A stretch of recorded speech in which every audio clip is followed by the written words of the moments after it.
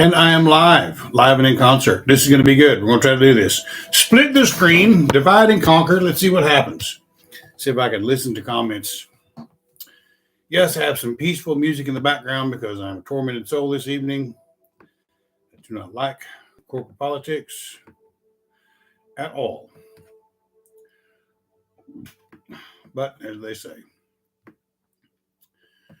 strong men create good times create weak men create hard times. Well, I think the weakest perhaps of men are the ones that decide that you need to play my game, my make-believe world. I'm going to change. Probably get fired for that. But freedom of speech is also right. And as a man that has run towards the sound of gunfire to protect that right, I feel like I have a right to say it. All right, two of my favorite people in the world have showed up. Tonight, we'll begin talking about Bauldar drama as we join in on the show prep for the entirety of the heathen community, often imitated but never duplicated. Bryan Wilton, the fabulous author of the Asatru Book of Days. Not the Heathen Book of Days or any of the other four imitators out there, but the original, tried and true, one and only foundation of so much else, Asatru Book of Days. Yes, I had to make fun of that because someone wrote one and a better name for it. Could not be. I think it's funny as hell. Hope you make a lot of money with it. But you probably shouldn't have copied my name. As it is, it's kind of like Captain Jack Sparrow. But you have heard of me. That's exactly right. They're talking about you. Yeah, good. Free publicity. What a sad thing, though, to discover that. No phone call to say, hey, I'm going to use this. What do you think? Go for it. No, just, I'm going to use this. Standard of what you get from most prison tube. Today, we're going to talk about Baldar's drama. It's a short 14 stanzas, preserved in excellent condition. In subject matter and style, it is closely aligned with the Voluspa. All right. So, what a wonderful old tale, 1,000 years old, probably much older than that. Talked about around the campfire, the cook fire during cold Stone Age evenings when men hunted, when manly men did manly things and hunted mammoths with spears instead of wondering about what kind of pronoun should be used in the military. I got one, Dick. Come here, Dick. Dedicated infantry communist killer. If they can't do that, they don't need to be serving, right? At least that's what my sergeant major used to say. And my nickname in the Army was Sparky Hard Dick because I had a quick flash temper and I had no patience for dumbass privates. And I was missing a front tooth because I broke it out on the front side post of an M16. And Sergeant Major called me a dick. A dedicated infantry communist killer. So, the more creative individuals that did not like me determined my nickname should be Sparky Hard Dick. How appropriate. But I digress. So, this poem, like most of the others, is essentially a dramatic narrative rather than narrative, summarizing a story which was doubtless familiar to everyone who's heard it before. So, this all starts out because Bauldar has a bad dream. Now, I have heard people in spiritual, in Asatru and patient organism and many other things say dreams really don't matter. This whole story is based because somebody had a dream. Dreams were that source of information from other realms other than the waking world that deviated from the five senses that we typically think of as all we collect information from. It's not true. We collect information from other sources. We have inspiration. There's a portion of our brain that is always working. It's receiving information outside of the five senses. And then we have dreams. We have intuition. We have emotions. We have all of these things that feed us information. Think about the power of our minds when filtering all that information on a daily basis to make an educated decision to pursue a path of greatness, right? Or conversely, to not pursue a path of greatness, to just be average, regular, and be good with it. It happens all the time, every day, right? I make enough money. I'm comfortable. I don't need to do any of this. Okay, fine. Don't do it. Plain and simple. So, but this is a story of how the divine works that angle, right? Once were the gods together met, and the goddesses came and council held, and the far famed ones the truth would find. Why baleful dreams to Bauldar had come. And we got to remember that Bauldar is this son of Odin and Frigga, this great golden deity that no harm can come to, right? Except for the mistletoe. He is the one that's going to be in front. Between him and then Njord and Njord's son, Frey, you have these two firstborn sons, that have a stepbrother, Thor. So one cannot be harmed. One has a sword that wins every fight of its own accord, and the other one is the god of the storms with Mjolnir. Imagine how proud of a father that man must be. Imagine the pride of the firstborns of Asgard and Vanaheim, what that must be like. Unconquerable princes. Now, if we remember right and correctly, we understand that Tacitus tells us that it is a hallmark of shame to be outdone by someone, and all of the other warriors are doing their best to outdo that one in front of them, who is the prince, who leads the way, who is the son, who sets the standard. And I said son purposely, pun intended, S-U-N. Right? There's an important connotation to all that. Why would baleful dreams come to this deity, this father of justice, in whose home fewest baleful runes lay, whose beautiful wife, Nana, heart burst when her husband died? And he has a bad dream? So that's the one thing out of that first stanza we should be paying attention to. If a dream from a god who is praised for his virtue and beauty suddenly turns to the negative, something is afoot. And we have to wonder if that's the same thing in our life. Do we have a bad dream? Is something afoot? Do we pay enough attention to this other line of communication to understand that there's something going on? Right? It's a challenge that we all face. It's a challenge that we all have to contend with. Some people just write it off. Oh, it's just a dream, blah, blah, blah, blah. There's all kinds of dream dictionaries. This means that. This means that. This really means this. I'll tell you, if you work on it for a little while, your dreams begin to tell another story. They begin to work with you and talk with you and share things with you that reside and revolve around your ancestors. The loss of my father and my grandfather, my grandparents, all of these individuals that are no longer in my life, that were once such a powerful, prominent figure, a source of inspiration, of strength, of encouragement, of hope, of pain, of all of those things, they're no longer here. As they move out of the world, their teachings, their love, and their strength should be creating a substance that fills the void for when they leave. And sometimes that doesn't always happen. Sometimes it shapes up differently. Sometimes it is marred with miscommunication and misunderstanding and many other things. Dreams fix that. So if you're facing that, if you're missing someone, try to pay attention to your dreams. It is those dreams that offer that great healing salve of that is one of the few things that can fill that very painful loneliness of missing those that were at one time so important in our lives that they're not there anymore. Dreams. What a beautiful blessing that we're not even aware that we have. Because somebody said, oh, no, can't do that. Can't believe in a dream. It's not the word of God. Go fuck yourself. There's a reason the term for the path to greatness is follow your dreams. Right? Okay, so that's the first stanza. See, they already fired me off. Right? Then Odin rose, the enchanter old, and the saddle he laid on Sleipnir's back. Thence rode he down to Niflheim deep, and the hound he met that came from hell. Odin goes on a journey. See, that's the thing, is that when something seems wrong, don't just sit there and wait for it to fucking happen.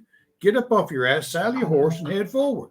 Right? That's what everything is about. Is we got to have some action about it to make any sense.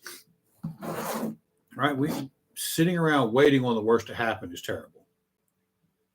Getting up, saddling your horse, and go down to meet the hound, that's a whole nother story.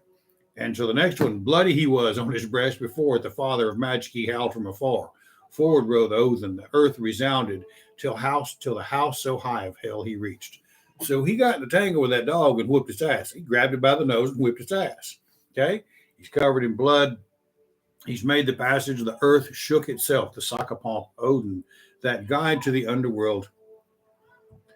And again throughout this lore, it says that hell is the daughter of Loki and Angrboda, and nothing could be further from the truth. The further back you go in all this, you see that there is a counterpart for her in every spirituality.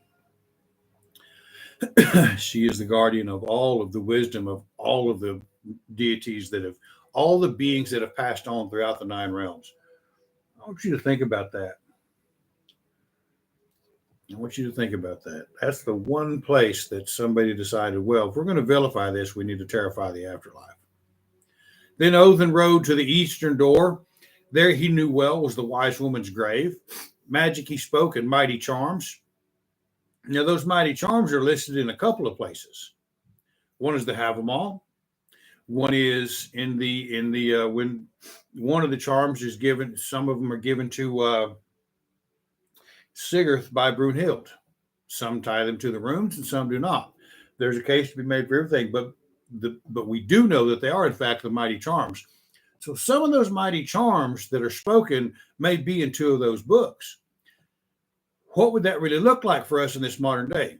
If you're wandering around in the graveyard, cutting your finger off as an offering to Odin, trying to get some wisdom from a wise woman, I would submit to you that for the last 2,000 years, they've been very few and far between, right? Burned at the stake, say, you see what I'm saying?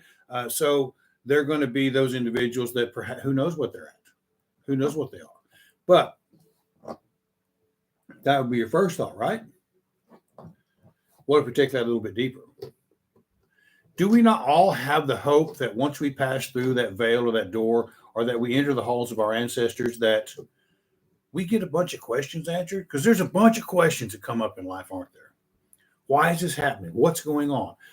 As I get older, as I read this more, I don't have that question as much anymore as I used to. Now it simply is. All right? This is. They give a little, you get a little. You get a little good, there's a little bit of bad. Everything stays in balance all the time. Finding and celebrating that balance is the real key to happiness. All right? But Odin's not going to sit there. This is the deity that shaped all of this nonsense to begin with. Now something's going on under his foot, under his nose. Yeah, it's going to be a case of the ass. Kind of like somebody knocking on your daughter's bedroom window at night. There's going to be, I'm going to saddle the horse, and then here we go. With those charms to raise the wise woman, can we postulate from that those charms to speak to the wise woman might be the same things we might offer as prayers to the deceased, that we might mention when we talk about those female guardian spirits that govern and support and encourage our lives to help us follow our dreams? Could be. It's worth researching. It's worth looking into. Perhaps I'll do that in a new book. I feel like there's about 3 new books coming for me real quick. One's going to be a team effort. It's going to blow everybody's lips off. What is the man to me unknown that has made me travel the troublous road? I was snowed on with snow and smitten with rain and drenched with dew. Long was I dead. So first thing she's going to ask, it's the same thing that Brunhild asks. Who has cut free from my burning? Who has freed me from this sleep? This is what everyone wants to know. What has brought me out of my dream? Odin spake, Begtam my name, I am Baltam's son. Speak thou of hell, for of heaven I know. For whom are the benches bright with rings and the platforms gay, bedecked with gold? So he's talking about, I know what's going on up here. What's this nonsense going on down here? Why don't you tell me a little bit about it? And the wise woman spake, here for Bauldar the meat is brewed. The shining drink and a shield lies over it. But their hope is gone from the mighty gods. Unwilling I spake, and now would be still. Okay, that's a hell of a thing to say to his father. Odin spake, wise woman, cease not. I seek from thee all to know that I fain would ask. What shall the bane of Bauldar become and steal the life from Odin's son? So he's like, no, you don't get to step out just like that. You just told me my son's fixing to get murdered. What's going on here? The wise woman spake, Hoth thither bears the far famed branch. Hoth, Hoder, thither bears the far famed branch. He shall the bane of Bauldar become and steal the life from Odin's son. Unwilling I spake, and now would be still. So this is before everything's happened. She just told him exactly how it's going to happen. A far famed branch from the blind god is going to kill her son. Well, that's a very difficult thing to reconcile. But if you notice, that's all everyone sees is the action. What caused the action? What drove the action? What were the impulses, the desires, the all the things that make somebody want to do something that someone else knows they want done? Okay, so he's going to ask a little bit further. Wise woman, cease not. I seek from thee all to know that fain I would ask, who shall vengeance win for the evil work, or bring to the flames the slayer of Bauldar? So right off the bat, he's wanting to know justice, which is a fairly common thought process for him, whose son is home of the fewest baneful runes, and whose son, Forseti, is the god of justice, not Tyr. Thank you very much. And the wise woman spake, Rind bears Vali in Verstraslir, and one night old fights Odin's son. His hands he shall wash not, his hair he shall comb not, till the slayer of Bauldar he brings to the flames. Unwilling I spake, and now would be still. So Bryan is mentioned as one of the goddesses, okay? But we don't really know. In some other stories, she's told about being somewhere from the east, Slavs or Russians or somewhere along that line. Vali begotten by Odin for the express purpose of avenging Baldar's death and his slaying of Hoth the day after his birth. So Vestralir means the Western Hall, and it's not elsewhere mentioned in the poem. So we don't really have a lot of follow-up on her other than that woman bears a son that takes care of this, that creates justice for this violent, this egregious act of sin and aggression to steal the light from someone else's world. That's an interesting thing. And I don't think we talk about it often enough or talk about it intelligently enough. There are women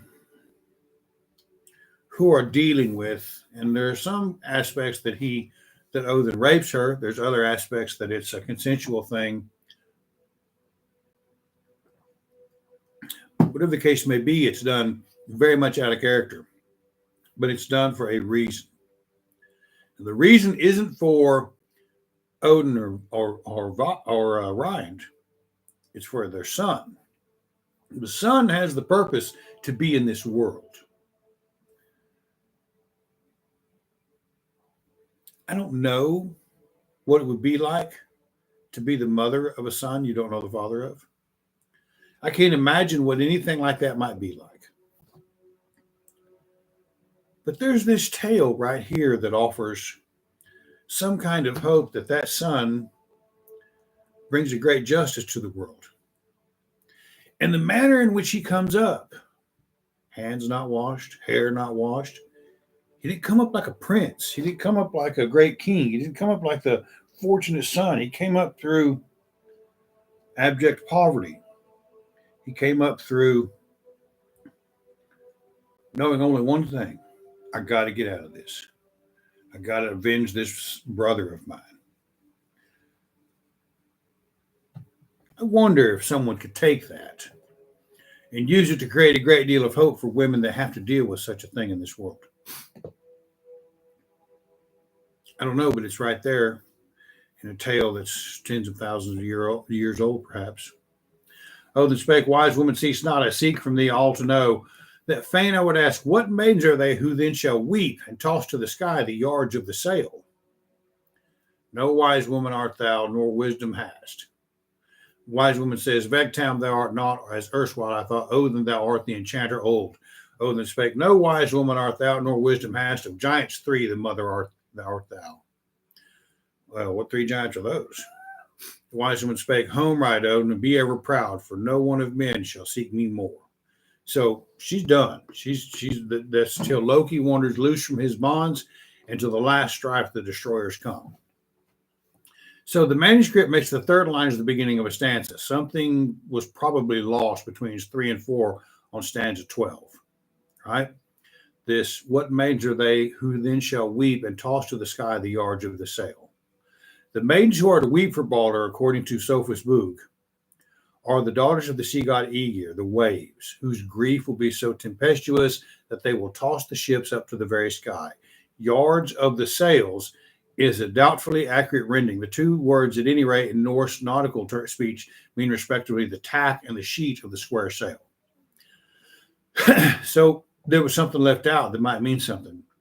So the loss of the sun, the theft of the sun from the world affects the sea everybody as it does the land.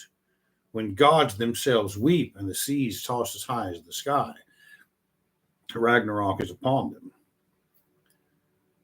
Concerning Loki's escape and his relation to the destruction of the gods, the wise woman probably only means that she will never speak again till the end of the world. Okay? It's been suggested that it's certainly possible that she intends to give Loki her counsel, thus revenging herself on Odin. So, that short little tale, even the shortest of tales in there, tell us a lot about what's going on, tell us a lot about how a father sees things, but it gives this unique perception of other points of view. So now we go through the rest of the Poetic Edda, and Odin knows his son is going to be killed by Hodor, by the blind god standing at the edge of the ring, who stands at the edge of the crowd, the outcast, the downtrodden, the suffering, the hungry. And he's going to take the shot that takes the light from somebody else's world, to rob the sun from somebody else's world. That's the very person, that's the very type of individual that Christianity hit upon to become a follower of the flock. And yet within that same tale, we see how this powerful being, this son of Odin, understands his obligation that we somehow seem to have forgotten. His hands he shall wash not, his hair he shall comb not, till the slayer of Bauldar he brings to the flames. That understanding of duty with regards to how we're supposed to act as men. So on one side, you have the blind god who is cast aside, who's not really paid attention to. On the other side, you have the youth who understands his role and his obligation to avenge his brother. Comes up out of whatever, poverty, unwashed, uncombed, unkept, a slayer of a god. Both of these types of individuals are the kind of individuals who live at the fringe of society. And both of these types of individuals routinely find their way into this faith and spirituality. But do either one of them ever begin to truly comprehend what it means? Because the demonstration of this father who understands the fate of his son is that he has to keep his mouth shut. This is a deity and an individual that literally shaped the foundation of all of the 9 realms, who shaped Ask and Embla, Ash and Elm, man and woman, who built a hall for the gods, who brought many of them in, who created a path for other Jotuns to step outside of their unwashed hair, uncombed hair, unwashed hands, and become something much better, something much bigger, to be a part of a grander thing. Loki, that example, gets offered the seat at the table, but never can seem to measure up because he won't try. He'd rather point out everybody else's flaws.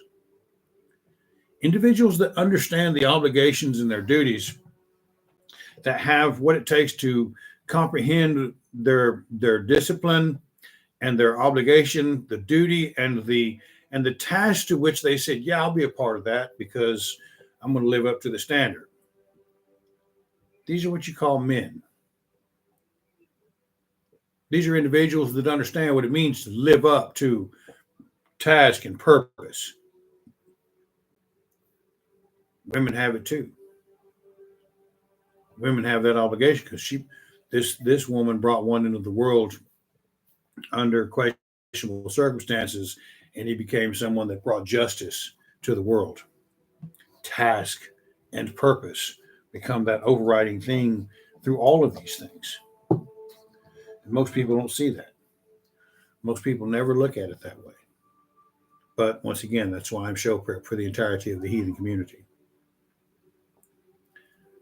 In this small poem, we see roles for man, for woman, for son, for father, and what it means to be a part of something bigger, to understand how things work and not react to it, to understand how things work and become a part of it, to understand how things work and become successful within a framework and a system that has worked and still works and is designed to work for everybody that wants to figure it out.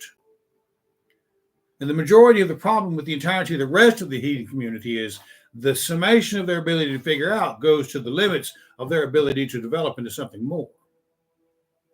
They will only interpret it to the thing that causes them the least amount of pain. That's their limit. Oh, well, if I think of it that way, that means I have to change something about myself, or I have to do something better, or I have to be something better, or somebody might find out I'm not all of that. And then we end up shortchanging ourselves and the rest of the people that follow us by not being willing to learn more, sacrifice to ourselves, and become something better. That doesn't mean nice. That doesn't mean kind and soft and weak and supple and all that other bullshit. It doesn't mean being passive aggressive. It means becoming a man. He asked the question, he got the answer, but he didn't go kill Hodor. Would have taken care of it right there. He didn't go cut Loki's head off. Would have taken care of it right there. The plan was already set in motion. The shape of events as they're supposed to be were already working out there. Do we change them? Or do we understand that there's something to learn coming my way and I need to figure out how to deal with it? For Odin, perhaps it is the understanding that it is a cycle of all things. That is a powerful understanding. That is the character of a king. A king, a god, a god of kings himself. A king of the gods. These are the depths and the wise things that we talk about in my Gothi program. Now, I had a question about my Gothi program, and I'll put it on this video so I can answer it. You're late, but here we're almost done, but we'll go over some more. The Gothi program that I'm running on Patreon, right? You join at the Patreon level, at the Gothi level. We go over the runes. At this point, I'm beginning mental health first aid, right? Then I will begin on leadership. We've gone over some of the ancient tales. So the whole goal of the Gothi program is not to create somebody whose opinion is more right because they've read more books than you, but someone who has looked at all of this knowledge and literature and studied themselves and the individuals in the world they live in to be of benefit to those around them, like we see in this tale here. Making those sacrifices of self, instead of acting out of it, just running all like a bull in a china closet, but being that individual that is truly valuable to their community. A lot of it's dry. A lot of it's not very fun. It does require thought and it does require effort. But by the end of it, as I get this thing built into what it's supposed to become, that Gothi title will be the title that means something in this world instead of a little organizational title that somebody strove to get because they didn't want to change anything and they felt that their thought process is more right than anybody else. So they got their Gothi title. So everybody had to listen to them and they can do a bloat and everybody will go, wow, that was incredible. That was one of the greatest I've ever been to. It was amazing. Unbeknownst to them, all of them that are telling that were sitting here waiting on a sign that I've made the right decision to join this spirituality and follow this path with the rest of y'all.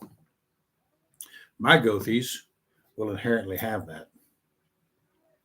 And they won't be forced to copy the term Book of Days to sell their half-assed book that they've put together. At any rate, does anyone have any questions or comment? Thank you, Leroy. Has anyone got any comments or questions on Bauldar's drama? Because that's a pretty in-depth thing for a little tale, right? So much going on in that little story.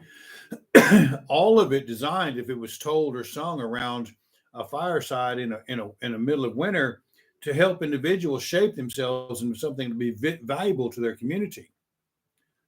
See, we all know that at some point Grandpa was going to die. I can't stop that. I knew my father was going to die at some point too. I can't stop that. I have to move through it. Right? Odin knows his son's going to die. He can't stop that. He has to move through it. And when you have sacrificed yourself to yourself, when you have sacrificed an eye to the well, and you know how things are supposed to work out, it brings to mind that passage in the Havamal to not be overwise, because those individuals very seldom have any joy. So let the world continue to be a wild and unpredictable place, except for politicians of the Democratic Farmer Leagues of Minnesota, because they're basically communists. And see what the next turn in the road brings. And using these kind of outlines, see if you're man enough to handle it. This is a real question. Are we man enough to handle the challenge that's in front of us? That's all we ever have to figure out. In the moment, right then, right there, are we man enough to handle the task that's in front of us? And sometimes it doesn't mean, well, if I had some money, or if I had this, or if I had that, or if this was going right, or if that was going right. No. In this moment, right here, right now, I have to figure out if I have the tools to handle what's going on in this moment. And that's all we have to figure out. Period. We have to figure out what happens right here, right now. So, bearing that in mind, I encourage you, listen to this again, come up with some ideas, share it, talk about it. Feel free to make fun of others because they don't know it. Thanks, Jeremy. And with that, I'm going to go ahead and wrap it up. I do have a Patreon at tonight. I believe I have everything set up right. We are beginning our mental health first aid training on this. And then probably spend a half hour on that. And then we'll spend 15 minutes on discussing the other things that we got going on, the rune meditations. And then at the end of it, we tie it all back together and bring it back into the goals and plans are important for the future. Yes, they are. But your goals and plans should dictate how you address each moment. You cannot live for a goal. Well, my goal is to do this and then not do anything. My plan is to do this and then not do anything, which is all too often what happens when people set a goal. Every January 1st, you see it. I'm going to go in the gym and lose weight. Oh, how so? How are you going to lose weight? Well, I'm going to run 10 miles. You have 30 seconds of endurance. How much weight do you think you're going to lose? Right? There's discipline. There's responsibility. Goals are those ideas that keep the decisions that we make on the minute by minute basis aligned with what we're going to do. You have to put in the work. You have to put in the work. And we're going to come across those situations in that minute by minute. I don't know what to do. That's why we work together as a team. We reach out to each other and say, hey, what do you think? Well, I think that's dumb. Sorry, I asked you. I'm going to go ask this person over here. Okay. They gave me the same answer. Okay. Well, maybe I need to think about something because that might not be dumb. It might be how come all these other people are doing so well. And I seem to be languishing and not have anything. Maybe I need to learn something. That's how that works. That's why the community is the most important, one of the most important parts of being able to successfully achieve that goal. Because we will bullshit ourselves all day long saying, well, I probably don't want to do this. I'm tired. I'm going to play some game or something. Right? Talk myself out of it. A little bit tired. People count on us. People believe in us, and people want to see the best for us, and we want to see the best for people. And those are the kind of people I want here. So, share that.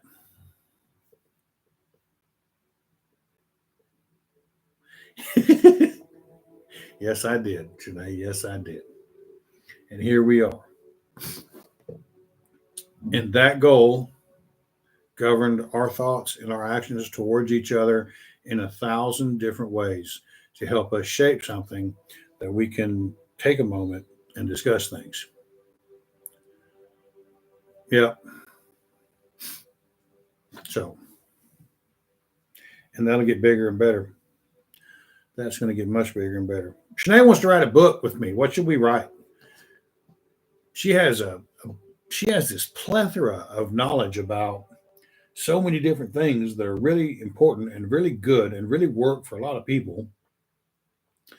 We need to tie them together into this lore and make something that means something. Meanwhile, I'm fixing to write a book on leadership because much of what corporate America calls leadership today is a fucking farce. So I'm going to revolutionize that because I'm Bryan Wilton. And then I'm still working on that book, Something More. Because all of this effort, all of this talk, all of these things we do, the travels we make, the events we go to, the people we meet, the people we quit talking with, the people we quit wasting our time, the alliances we build, the strengths, the bonds we build with each other. All of that has to lead to something more. And I hate that for a book title. I'm going to have a hell of some kind of thing to get everybody to look at that, something more. But that's what we're all looking for. And I don't think many of us even have it identified.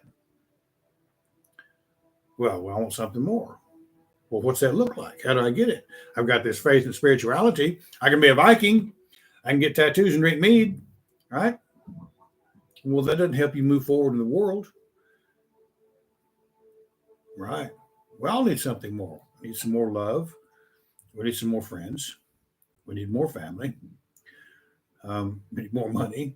Money ain't everything, but it works best in the medium it was designed for, and that is to spend, right?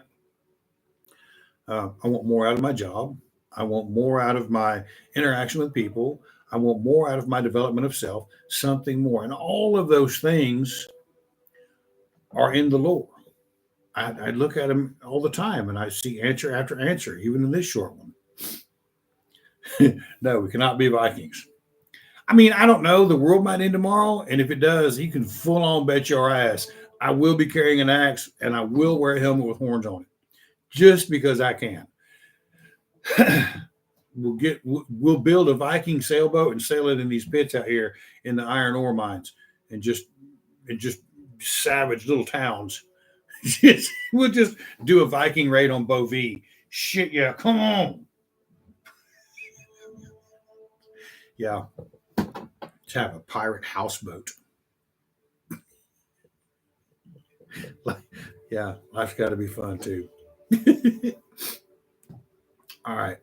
I'm gonna see. It sounds like fun, doesn't it? Just come over the hill, just terrifying looking at people. Go, what?